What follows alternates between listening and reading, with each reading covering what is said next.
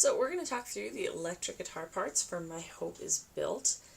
This is the Norton Hall Band arrangement of the song, and this is specifically the parts that we're working up for CTI Music Ministries full-time team, the 17-18.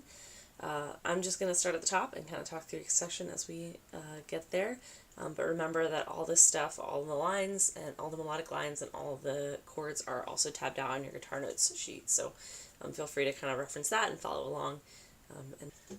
So at the very top, you're going to hear a keys line come in. The first time through, it's just the keys, and then the second time through, that line is doubled by the electric guitar. So here's what that line sounds like. It's just 9, 7, and 7, and then fourth finger on the 9th fret, there for that note, and then slide up to 12, 11, and 10, and then slide down one fret and kind of switch your fingers for 11, 9, and 10, and then back down to that first position at 9 and 7 and 7. So more or less in time, here's what the line sounds like.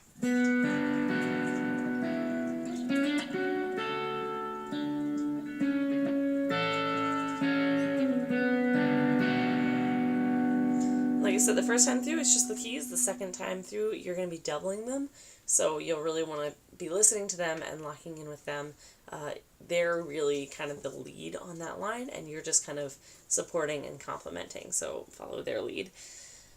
Verse 1, you will be tacit, so that's pretty simple. In the first chorus, the electric is in the recording, but you might find in full band that it's just too much to have you in there. So kind of feel it out, and if you have any questions, ask your music trainer.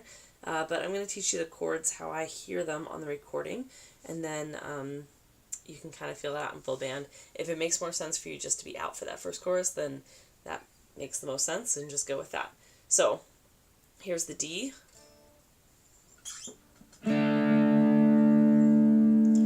And all of these chords that I'm about to show you are going to be on the D, G, and B strings. So I'm not including the high E string just because it's just a little too piercing for this point in the song. So there's your D, and then here's your E minor. Then go back down for the D over F. And you don't have to worry about that F sharp, the keys will cover that. And then for the G major 7,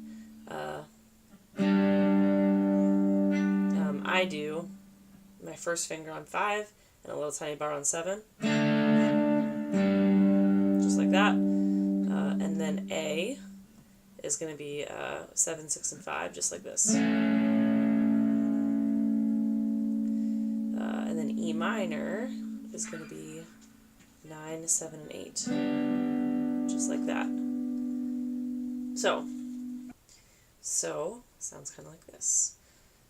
On Christ the solid rock I stand, all other ground is sinking sand, all other ground is sinking sand. And from that chorus you go right into the turn. Every turn that you play is going to have that same melodic line that you had played in the intro. So that right there, like I played, from the chorus straight into the turn, that's how you're going to play it. That's the only time you're going to use those chord voicings, the ones kind of on those like mid strings there. Throughout most of the rest of the song, you're either going to be playing kind of your normal, comfortable, like higher string partials, or you're going to be playing kind of full bars. So for verse 2, you're going to be adding just some really sparse notes on kind of some mid-range chord partials. I don't want to use the word like arpeggios because that implies some sort of like motion, and this is definitely not about motion or movement. It's really just about kind of adding texture with a few really sparse notes that you're going to pick out. So let's talk about how you'll voice the chords. Your B minor 7 is going to be here on 9 and then a bar on the 7th fret. So 9, 7, 7, and 7. And then the A sus is going to be on 7, 7, 5, and 5. And then slide down, add your fourth finger up here on the 5th, and then so it'll be 5, 4, 3, and 5.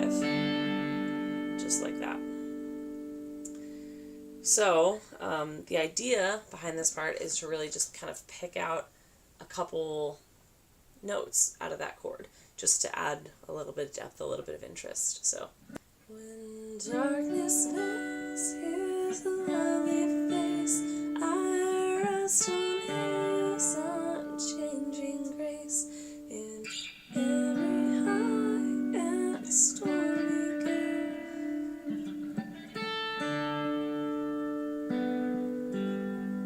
Something like that. You can kind of make it up as you go. You'll feel it out in full band, kind of what feels right. But that's the general idea behind it, is just kind of pick out a couple sparse notes. Don't be too overpowering with what you're playing. You're just kind of supporting the sound a little bit.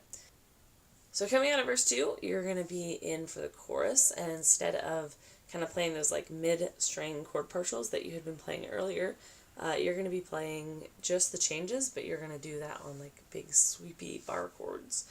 So you probably know these chords already, except for maybe the exception of one or two kind of color notes in the chords, but we're going to talk through them anyway. So here's your D, normal bar chord D, bar on 5, fingers on 7, and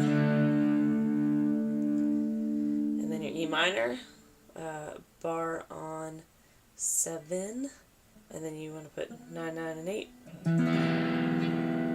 just like that. You're going to go back to the D. And then the G major is going to be 5, 7, 7, 7. Just like that. And then A. And then the E minor 7 is just like your E minor, except you're pulling this finger, your 4th finger off. Just stay with that nice little color chord. And back to the A. And to the turn. Just like that. So the chorus in context, you probably don't need this, but I'm going to do it anyway. On Christ the solid rock I stand, all other ground is sinking sand, all other ground is sinking sand. And hopefully hit the line in the chorus and not a gross note like I did. Cool, so that's your chorus, your turn, like I said, just like the other turns. Verse 3. So for verse 3, you're actually going to be out completely, unless you want to kind of come in on a G and kind of start building up into that next chorus. But other than that, you'll be out for verse 3. The next chorus, the chorus after verse 3, is just like the chorus after verse 2. The turn after that chorus is just like all the other turns, all the other intros, etc. And then verse 4 is different because, number one, the chords are different, and also the feel is different. You're just building the entire time. So in verse 4, you're going to voice your chords. Obviously, here's your D, just like all the other Ds we've played.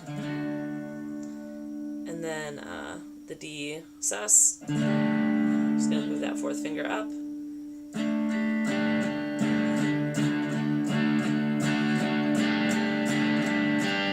That. Your E minor, just like the other E minors that you've played. There you go. And your G, which you already know. I'm sure you already know that one because it's a G. So, the chords are not difficult in this. They're just different than the other verses. And you're just going to do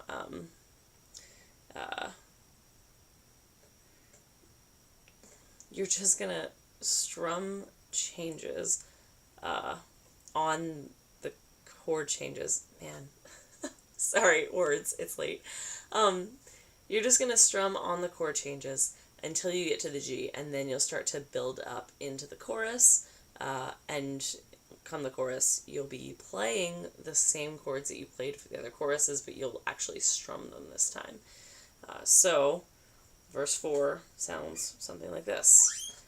When he shall come with trumpets sound, O man, and he'll be found dressed in his righteousness alone, faultless to stand before the throne. On Christ the Son. your chorus, like I said, you're voicing those chords, those bar chords, the same way you did for the other choruses, but you'll be strumming them this time. And then you get to the breakdown chorus, which you are out for. So that is the entire song for you. Here's a quick review in case I was not clear about something. For the intro, you will play your melodic line. You'll be doubling the keys part. Verse 1, you are out. The first chorus, you might choose to stay out if it's too much, but start first with those mid-string chord partials that are voiced for you in your guitar notes, and you're just going to be strumming the changes only. In the turn, you'll go back to that intro line. In verse 2, you'll just kind of pick out, 2 or 3 sparse notes from each of the chords, just to add a little bit of texture in verse 2. In the second chorus, you switch to the bar chords, and you're still just playing changes only, but you're playing full bars, and you're going to stick with those chord voicings the rest of the time through for all the choruses. When you get to that turn after the chorus, it's exactly like your line from the intro. In verse 3, you're out completely, except for maybe the build on the G, building into the chorus. If you want to come in for that, that's fine. In the chorus after verse 3, it's just like the chorus after verse 2. It's full bars, and your strumming just changes only. The turn after that chorus is just like the turn after every other chorus, and that is the intro line again. Verse 4 is just changes on the chords as they're voiced in your guitar notes until you get to the G, and then you can start strumming in to a big, full final chorus in which you'll be strumming those bar chords instead of just playing the changes. You'll actually strum them fully, and that'll be like the highest energy point in the entire song. And then it'll drop immediately to a breakdown chorus, which you will be out for.